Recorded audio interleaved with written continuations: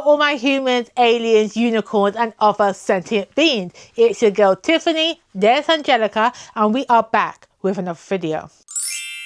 Now this video we're here to talk about the book series Parachute by TAKERRA. Now the third and final audio book dropped July 7th, and the way I had to get that what's that sale called in audio? They had that 99p sale going on because the line at the library to read this book on audiobook was ridiculous, several months. So the way I got that 99p sale just to devour this book series, I swear to God, I was binging these books. It got me infested.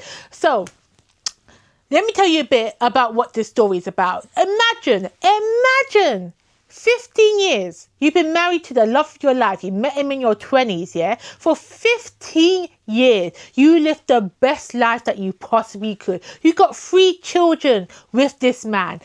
And then, on Christmas Eve, or the 23rd, whatever date it was, it's your husband's birthday, and he's coming back from a trip abroad, or a trip at some next destination. I think the book is set in America, so I think she was on the East Coast and my man's coming from the West Coast, yeah, and it's like a couple of days before Christmas, and you're thinking, yes, my man's coming home, I'm going to be here with my babies, decorating my tree, and I'm going to have the best life. But you get a knock on your door. Knock, knock, knock. Who's at the door? The police. The police at the door. And what they come to tell you? A secret that's going to shatter your marriage. For the last 15 years, your whole marriage has been a lie.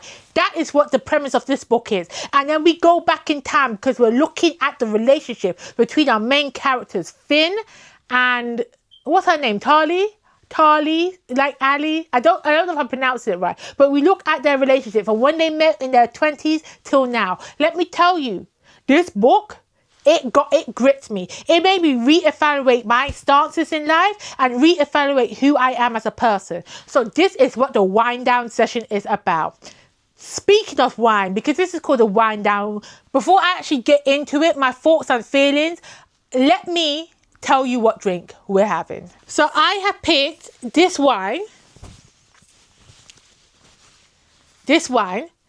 People call it the chicken wine because it's got chicken on the covers, yeah? But I feel like La Ferme. No, I'm going to call it the chicken wine too because look, I don't know how to pronounce this wine, but this is a nice brisk white wine. I had it chilled, you know, it's all ready. So let me go pour myself a glass. Ooh.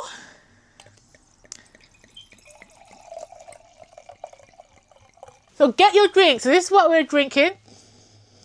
Smells nice and earthy, actually. Normally, I had the rosé version. Haven't tasted the white, so let's see if it tastes good.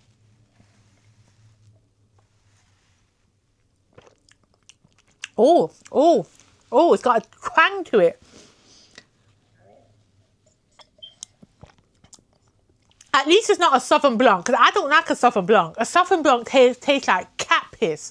Tastes like grass. It smells like grass, and I don't like a Southern Blanc. But this, I don't even know what type of wine this is.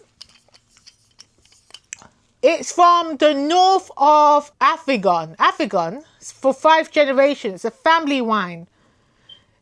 Is that in France? Is this a French wine? Imported by Femelle Perrin UK. Is it a British wine? I really should have looked up this wine. Is it French or British?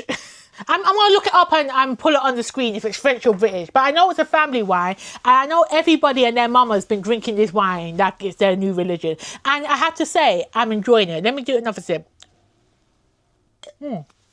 Okay, are you sat now? Are you sat? Have you got your drink? Let me know in the comments what drink you're drinking, yeah?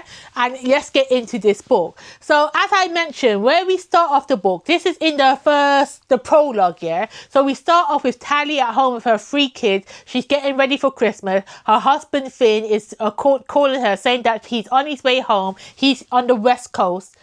West is California, so he's on the West Coast, yeah?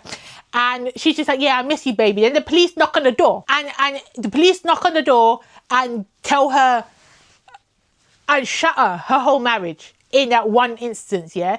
And this story is told in a non-linear fashion. So as soon as that happens in the present time, now we jump back 15 years prior to when they met, when they're in the early 20s. So this story is told in a non-linear fashion. So we are left waiting, wanting to know how it's come to this, how this marriage has ended up like this.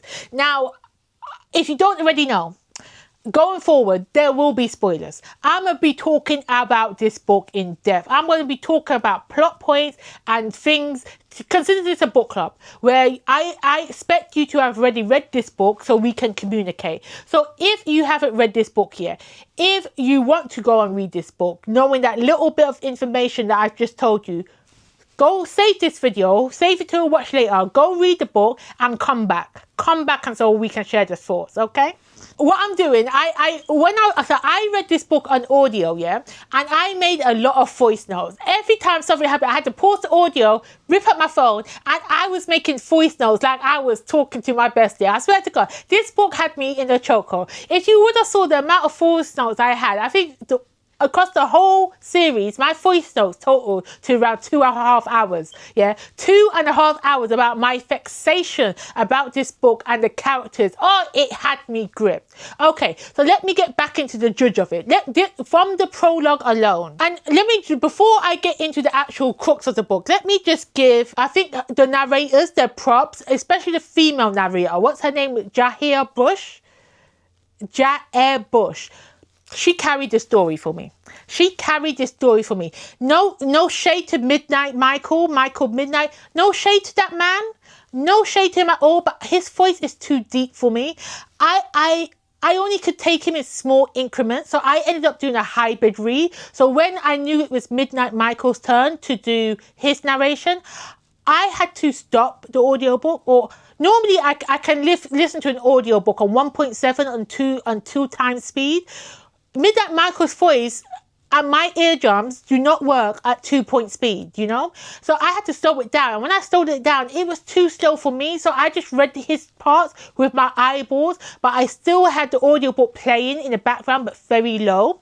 So that's the only way I could consume it. So that was a bit technologically advanced for me.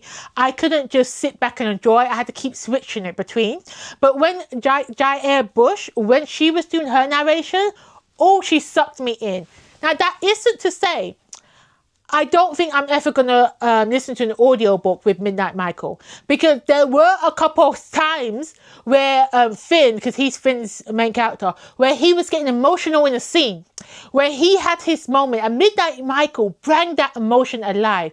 Especially there was one scene where Finn was in the hospital begging for his wife to make it because she was in an accident, and he was praying, you know, threatening God, doing a whole heap of nonsense.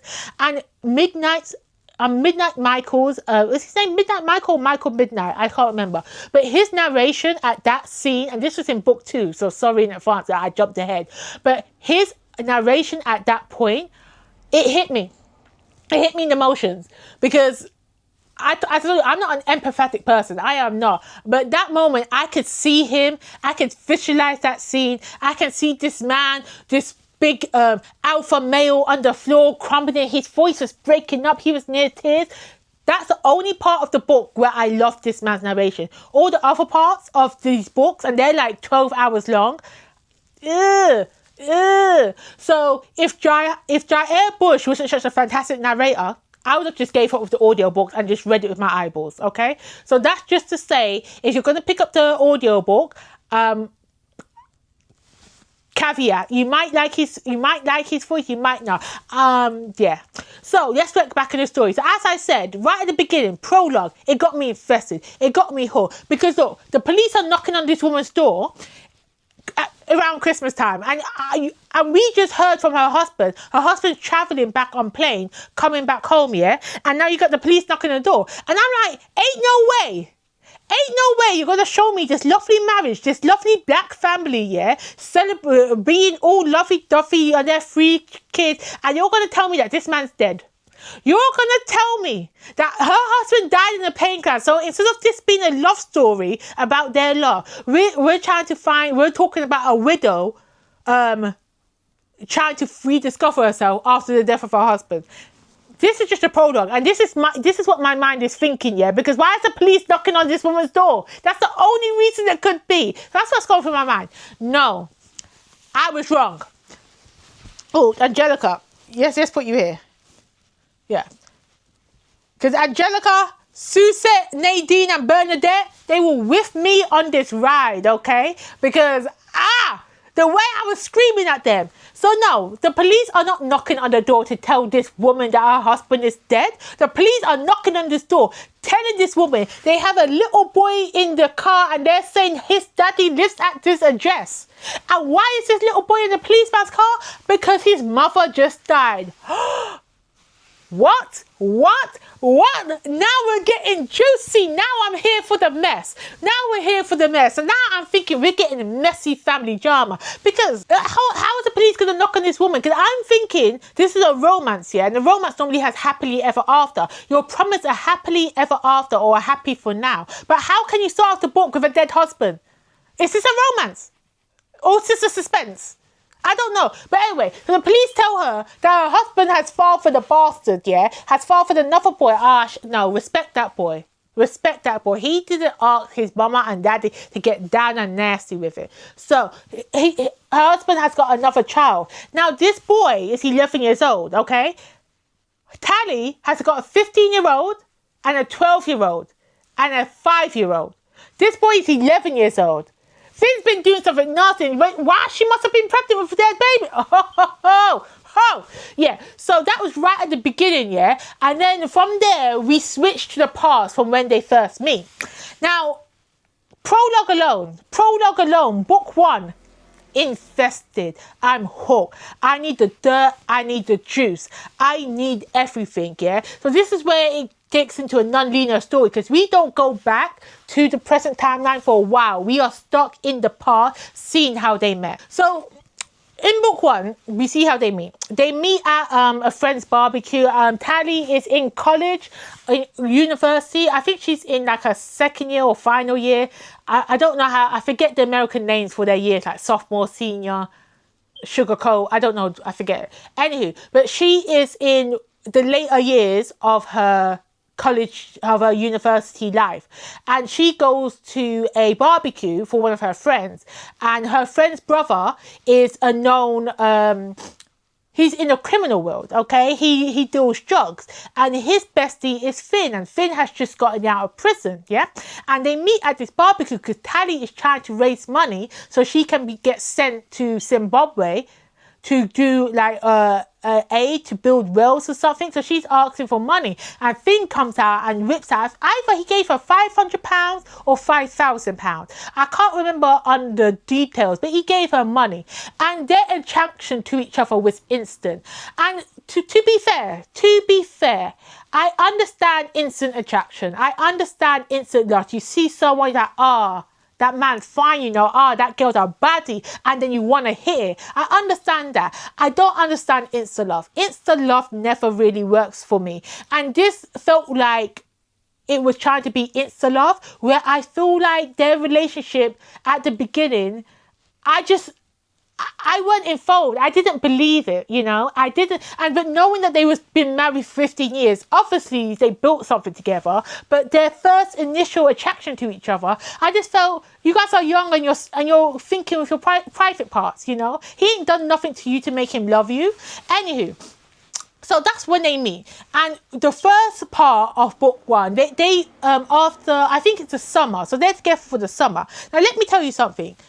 Finn was in a relationship with somebody called Sophia, yeah? They're not a relationship. They were in a situationship where he's just come out of prison and he's a 24-year-old man. So he's dipping it and doing it with this Sophia girl and just getting back into the groove of things. Tally is actually in a relationship. I think the man's name is Frank, Ricardo. What was his name? Calvin? Kenneth? I can't remember his name. I don't know. I'm going to call him Frank. Tally's in a relationship with some brother called Frank. And Frank is needy as hell. Frank is in love with Tally. He's so clingy, wants to know where she's at all the time, begging for her, crying for her. Tally is over the relationship. She just hasn't broken up with this guy yet. And this is where her and Finn start getting together.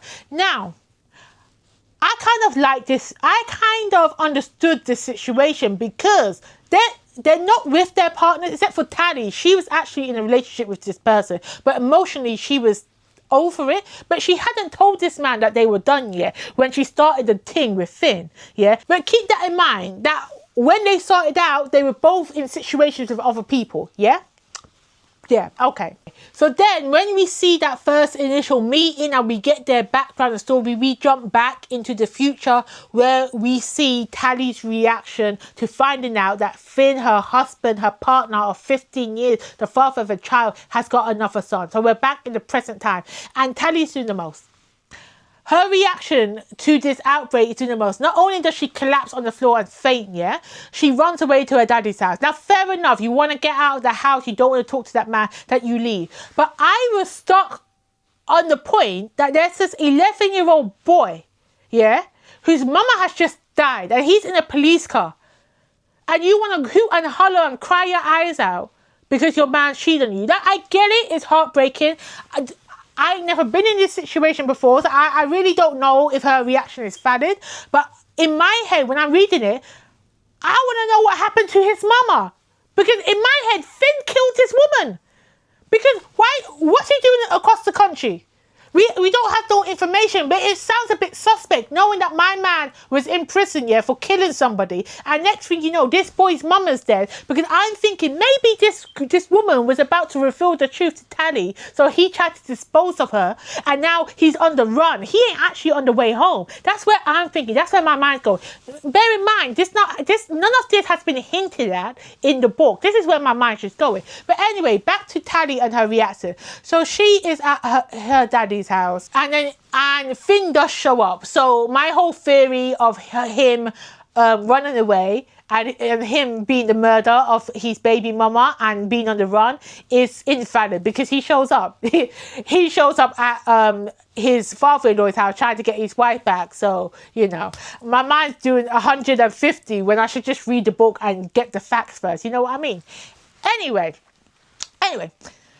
So Finn goes up and sees Tally, and Tally is doing the most. She's screaming, hooting and hollering, acting like she's dying, and then she picks up a glass and tries to slit her throat. She tries to kill herself. And I'm thinking, how are you going to do all this because your man had another baby? Be upset, be heartbroken, I get it. Why are you trying to end your life? When your children are in the house, when your father and your stepmom's in the house, her 15-year-old daughter was standing outside the room and you're trying to cut your neck open just because this man had a baby with another woman. And I get it. I understand. 15 years of your life, your whole marriage has been a lie because he's been lying to you for I assume 12 years because you had to have to bang the woman, then had the baby. So for like 12 years of your relationship, it's just been a lie. And was he actually, in fact, on the West Coast, or was he seeing some next woman? How many other children does he have out there? You don't know it, but for you trying to cut your neck open over this stupidness pissed me off. And from that point, I feel like, Tally, you're doing the most. And at that point, I was just like, I wanted to be sympathetic for her. I wanted to be on her side because nobody should be lied to like that in a relationship. Nobody should have to go through that and the agony that she felt. I could see it. But your reaction, you did too much, and I was just rolling my eyes. And at that point, I was just like, no wonder Finn cheated on you. And that's a bad take. That's a bad take to have. And I know that. But that's what I thought. That's what I thought, because her dramatic ass was doing too much. But we did get it from Finn's perspective, and he did explain it for me as a reader, that I needed this explanation, because I just didn't understand it. And he did say she only hurt herself because that was the only way she knew how to hurt him, was to hurt herself. It still don't make no sense. It still don't. What? So you're going to harm yourself and kill yourself just because this man had a baby with another woman? Shut up. Nah. I beg, that was the most stupid. Nah, it was too much. So obviously there's a lot going on with her mental at this point. And it tells me that you're so codependent on this man that you would rather harm yourself than tell this man to go do one and get the F out of your daddy's house and never talk to me again. You want to hoot and cry and cut yourself and harm yourself rather than box him in the neck. It don't make no sense. Maybe I'm just too aggressive with it. I don't know. And then it made it even worse. It made it even worse at this reaction, because then we jump back in the past again and we see their relationship develop. So as I said, up until this point where I'm going to discuss now, they've been together for like the summer, for like 2 months, maybe 3 months, just shy of 3 months. And at this point, we see they're like in that honeymoon stage of a relationship, of a brand new relationship, like where you're all involved, you're all about that person. And keep in mind that they were technically with other people when they started, but they did cut that off real soon. They did cut that off earlier on. And the girl that Finn was seeing, I think her name was Sophia, she did confront Tali and went up to Tali and said, look, I want to come to you woman to woman. You're doing something with my man, with Finn. We're building something right now and you're getting in the way. So as a woman, I need you to step back and fall back. She didn't come back to fight, to be aggressive. She just said, look, I'm trying to build something with this man and I just need you to fall back. To be honest, when Sophia did that, I get what she did because she wanted to be with Finn, so she's there to fight for her man. I get some people do that, but if any man has you out here confronting another woman to tell you to stay away from a man, he was never your man. He was never your man.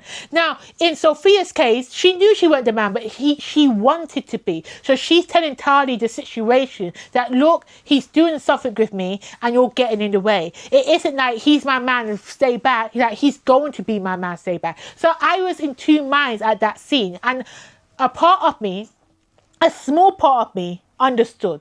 We had a little bit of respect for Sophia because she didn't come swinging, punching, saying stay away from a man. She's just saying fall back. And Tali did fall back for a bit, but she don't care. She's just like, no, I like Finn, so I'm gonna stick with it, because if he wanted to be with you, if Finn wanted to be with Sophia, he would have been with Sophia. But what he's shown you that he doesn't like you like that. So Sophia stepped back. And that's what she should have done. But I tell you more about that later.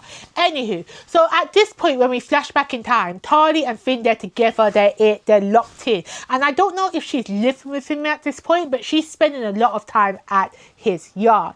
But his daddy dies. His daddy dies when she is on holiday or visiting her mum in another city, and his dad dies suddenly. So what you need to understand about Finn's background is that Finn spent 5 years in prison. He's just come out. His dad is his only real family. He has a mum, but his mum is a crackhead. His mum is for the street. She's a drug addict. She left time ago. So his dad is the only real blood relation family that he had, and his father has just died, and Tali is not there. Tali is not there, but he has to keep pushing it on, make money. So Finn's role, as I said, he's in the criminal underground world. He's there, he's making money. He has to go to the stripper's house who collects money for him. So he goes, I think her name is Roxy or Roxanne, I can't remember the name, but he goes to her house to pick up the money. Why he's still in mourning? Because his dad died, just like an hour or 2 ago? So this woman, he used to do a thing with this woman. It wasn't like a serious thing, but they used to dip and do it while he picks up money. It used to be like that. So he's hurting inside, and he has so much pain, and he ends up banging this Roxanne woman just there, not thinking about it, having a little smoke, getting his dick a little wet, doing what you do. Now, that ain't just because your dad died, ain't no reason for you to go sleep with other women when you know you have somebody, when you know you're building a relationship with somebody. I am not resolving Finn of this indiscretion, okay? Let me just state that right now. I can understand where his mentor was at. I can understand that he wasn't thinking clearly. He just wanted to take his mind off the grief that he's feeling. It does not absolve him for cheating on Tali in this situation. But then I have to think about it like this. They've been only together for a couple of weeks, 8 weeks, 10 weeks, just a little bit of a while, yeah? When they sorted out, they were with other people. Yeah? Okay. It was one indiscretion. When Tally found out, because this Roxanne took a picture of Finn naked with his dick out, and at this point, they've already tattooed each other. 3 months in and you're already getting tattoos. Madness. Anyway, so they got tattoos of each other. So Tally knows this is a recent picture because the tattoos were done recently. So when Tally comes back in town on the day of, and she confronts me like, will you sleep with another woman? His dad just died.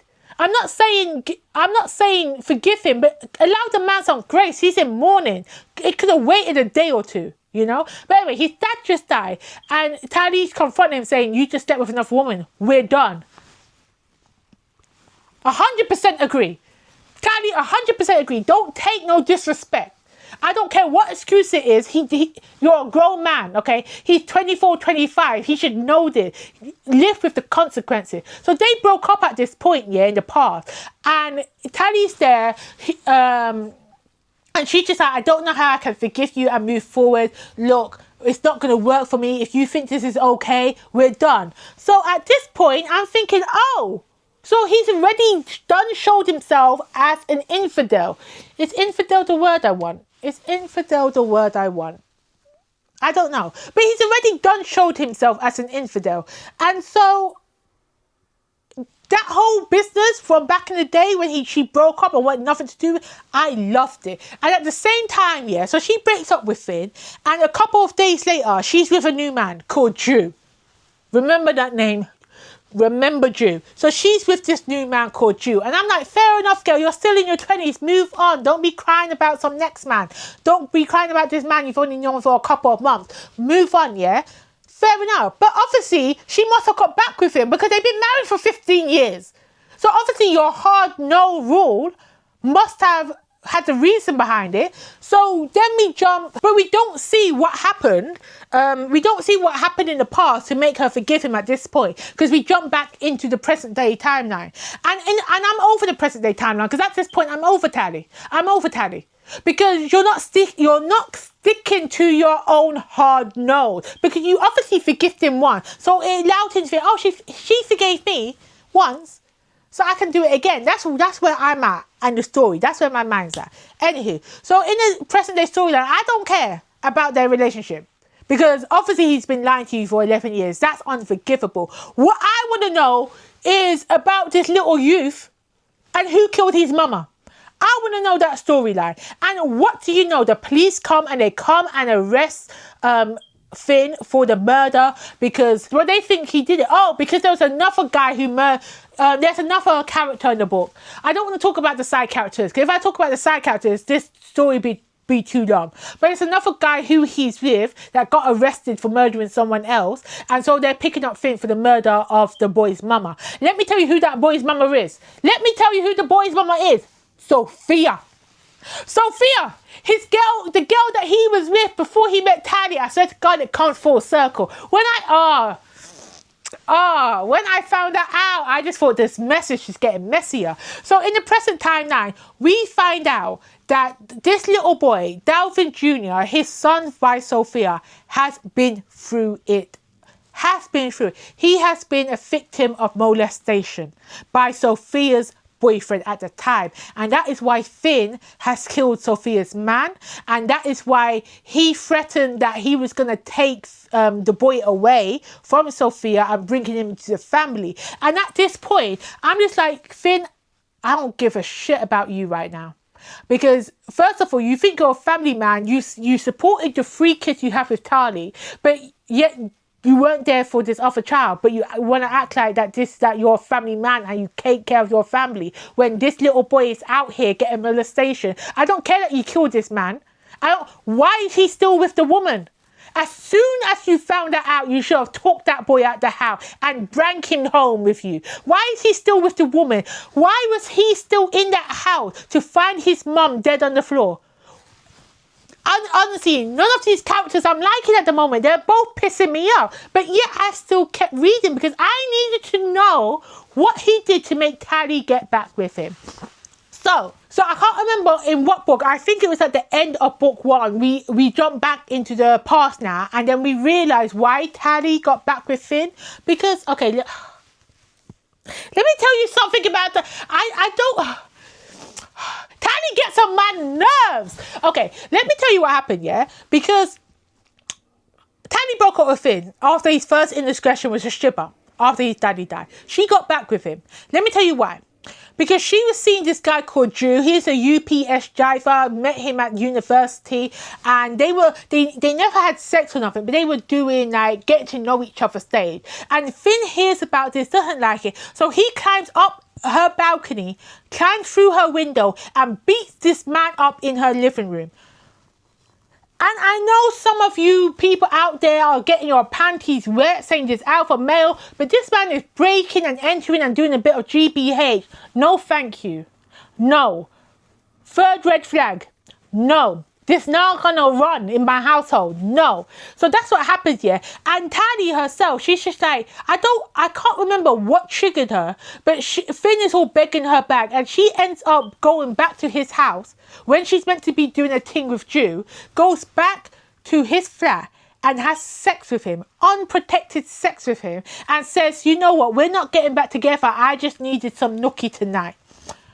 My girl, what are you doing?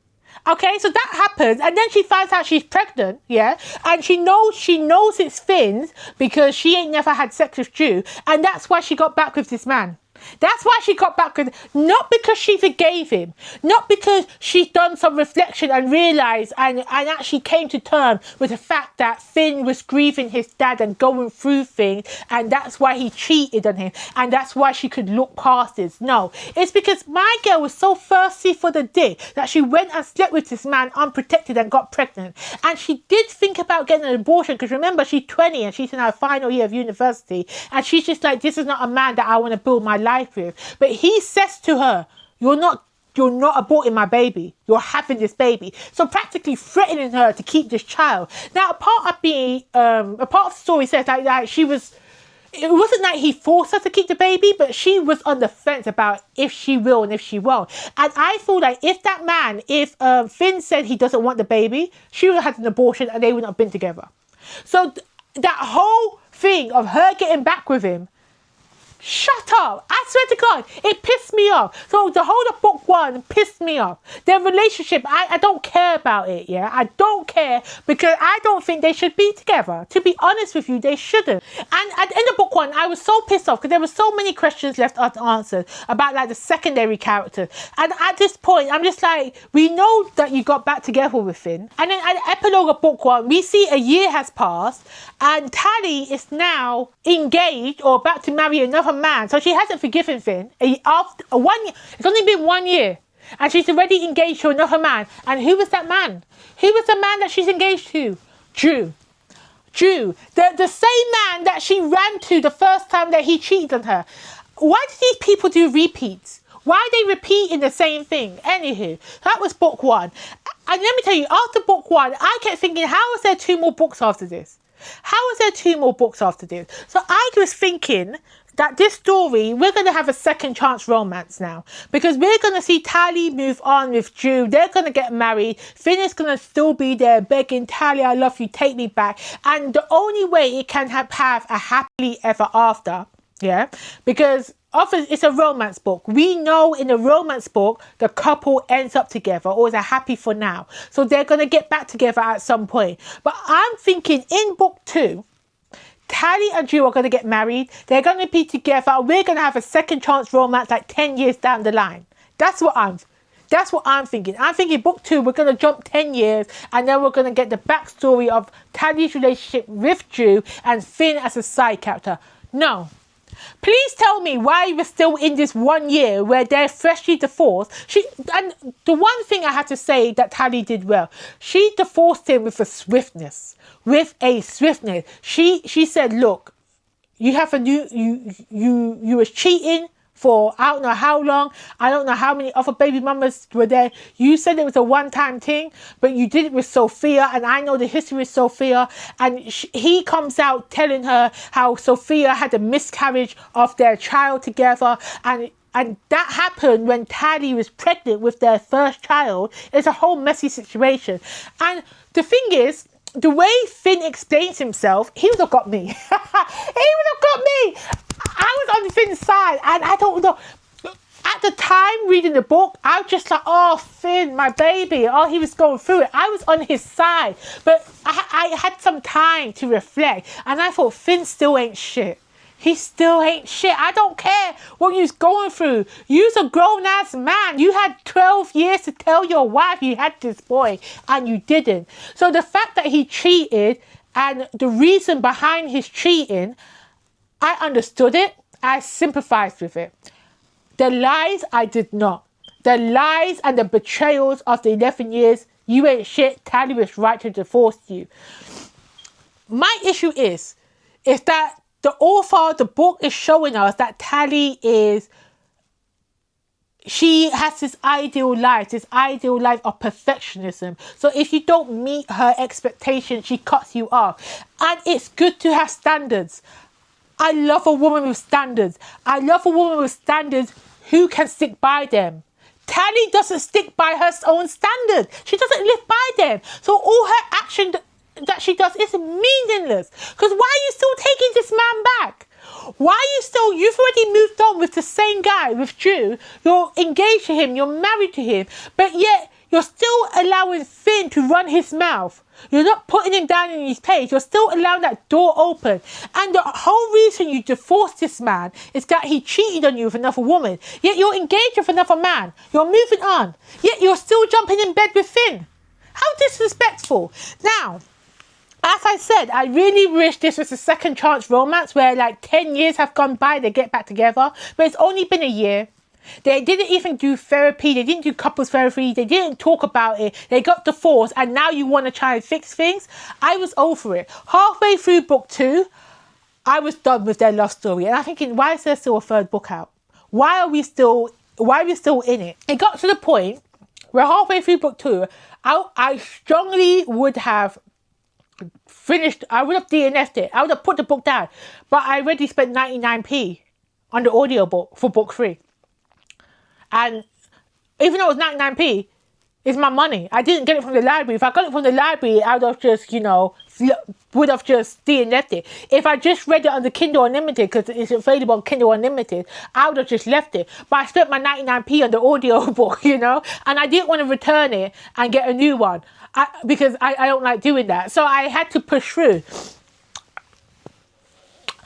This book, it made me feel like I wasn't a feminist because I was not on Tally's side. I was not. I tell me if you read this book. Tell me how you felt. Because even though I wouldn't have forgave Finn, I can understand where he's coming from once it was explained to me. But if it wasn't explained to me, if I was just hearing this from a side character, I would have been like, there's no excuse. There's no excuse. The first time was a mistake. You learned from the first time. But it's not like he waited years before sleeping with Sophia again. You slept with her when your wife is pregnant with your child. Your wife is pregnant. She was going through hormone imbalance. She said some foul shit about not wanting a baby. But she just had, I think your first child was 1 year old, 1.5 or whatever. She's pregnant with his other child. She's going through hormone. She said one thing wrong and you want to run away to some next woman and have sex with this. No. I don't care if you guys had history that she lost your unborn child a couple years back. She ain't your woman. You dealt with that. You were there for her. This Sophia's dealing with something. That ain't your problem. Why are you taking everybody and some next bitch's thing to make it your problem? No. And the fact that Tally took him back. So it's like this. It's like when you have your friend, your friend's telling you about their marriage troubles or about their relationship trouble. And you, as a bestie, you're saying your honest opinion. You're saying, leave that man. You're saying it's no good, move on. And your friend is acting on that, like you're moving on. But then she goes back. She goes back to the man after you spoke all that shit about him. So now it's awkward. So now you don't even know how to act and be happy for them. TAKERRA Allen put me through it.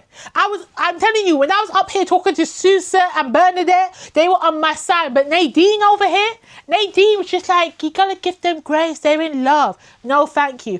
And that's another thing. This is meant to be a love story, yeah? I did not want them to be together. Now, even a romance, you're meant to be rooting for the couple to be together. You're meant to want them to work it out. I did not want them to work it out. And knowing it's a romance, knowing that they will be together, and knowing that it's not going to be like a 10-year gap, 20-year gap, and they're going to be older, wiser, and getting back together in their like 50s and 60s, knowing that it's only been a year and a bit since they broke up and now you're getting back together, I was over it. Nah, I hated it. Hated it. It got me heated, it got me emotional. Not emotional like in like soft emotion. Pissed off emotional. I was angry. Oh. And so was Angelica. Angelica, she was not... If Angelica don't want the relationship to work, it shouldn't work. There are so many red flags. Red flags. And their relationship is so codependent. It's like they didn't know how to be happy without each other.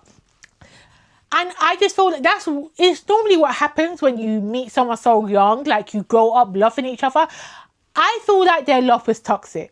Not in a way like they were abusive to each other. I just thought they were emotionally toxic. They were emotionally codependent. They don't know who they are without each other. And I really wish they went on that self-discovery journey alone and then found their way back to each other. And that's why I really wish they had that 10-year gap where they weren't together and they was finding happiness without each other and then came back together. That would have made it a more impactful love story in my opinion. But anyway, my battery's gonna die in this camera soon. I've been talking for too long and I forgot to charge it. So did I have anything else? I'm just gonna look through my voice notes. Oh, there was a bit where, so Finn went to therapy with his son, DJ, because DJ got molested and Finn is trying to deal with his cheating thing. There's this whole thing where it's like generational trauma, like your parents, like Finn's parents cheated and it trickled down to him, whatever. But he was in therapy and the therapist mentioned something about him being bipolar. But I'm just like, not every man that cheats is bipolar. Why are you bringing up bipolarism? Why are you saying he's got a mental health issue? No, he doesn't. He just doesn't know how to deal with his problems. And the only way he knows how to deal is by cheating and just going off in his anger. I didn't like that. I don't think the therapist was a good therapist. I didn't like the fact that Finn was working on himself independently and then Tally wanted to come and jump in and go to his therapy sessions with him after the fact that they got divorced and she's engaged to a next man. You want to come to these therapy lessons realising that you can never forgive Finn for the cheating. So Finn said, you know what? I'm going to step back. I'm not even going to try and get you back. So Finn is trying to move on and Tally's there just trying to beg for more dick. I didn't like that whole situation. No, I was over it. So I know there are other points of this book that I've missed out. Like there was a lot of things going on with the side character, with Paige, with Abby, and then there was like a death in the friendship, which I felt like it didn't need to be there. The death was just pointless to me. I didn't care. I wish the story did a lot more with that because I don't know. I don't know how to articulate my thoughts on that. But there was a death between two of their friends. And that storyline needed a bit more action, more than Tally did. There was a part of the storyline, I think it was at the end of book 2, where Tally got into a car crash. And that was a scene where I said Midnight Michael did his big one with the narration, where Finn was crying about Tally, come back to me, you was in a car crash, whatever. Yeah, it was a good scene, but then in hindsight, the actual story, it wasn't needed. It wasn't needed. Nah, none of these, they shouldn't be together. I'm not rooting for their love. I don't like it. I'm over it. I don't want to hear no more about Tally and Finn, okay? No. Right, so I'm going to end it here. There's a lot more to say that I haven't said. I might put more thoughts down in the comments below. I'm not sure if I can be bothered.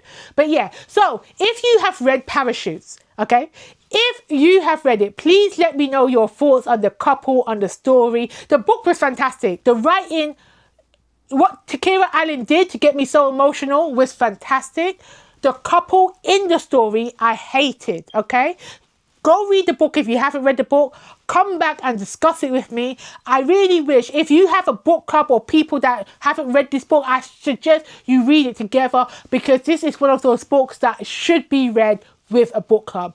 So that is it from me today. This is Angelica. I am Tiffany. This was the wind down, and I'll be back with another video shortly.